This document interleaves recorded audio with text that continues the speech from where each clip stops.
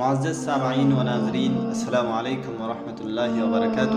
اللہ تبارک و تعالی دنیا میں گناہوں کی سزا کئی طریقوں سے دیتا ہے۔ ان میں سے کچھ طریقے یہ بھی ہیں کہ عبادت کی لذت نہیں ملتی ہے کہ ہم اللہ تبارک و تعالی کی عبادت کرتے ہیں، اور اللہ تبارک و تعالی ہمیں عذاب اس طرح سے دیتے ہیں میں اپنے گناہوں کے کہ بندہ نماز اور قرآن تو پڑھتا ہے لیکن اس میں اس کو مزہ نہیں ملتا، دل نہیں لگتا، اس کو سکون نہیں ملتا، نیکی کی توفیق نہیں ملتی۔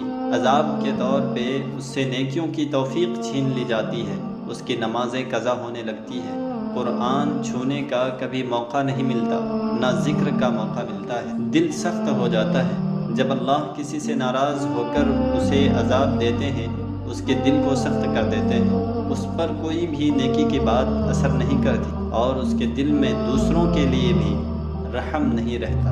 کبیرہ گناہوں کو معمولی سمجھتے ہیں، بڑے بڑے گناہوں کو معمولی سمجھتے ہیں۔ بڑے بڑے گناہ وہ بندہ کرتا رہتا ہے اور اس کو کوئی فرق بھی نہیں پڑتا کہ وہ اتنے بڑے مالک رحیم و کریم اللہ کی نافرمانی کر رہا ہے۔ اللہ تبارک و تعالی ہم سب کو اپنی نافرمانی کرنے سے بچائے، آمین۔ السلام علیکم، اللہ حافظ۔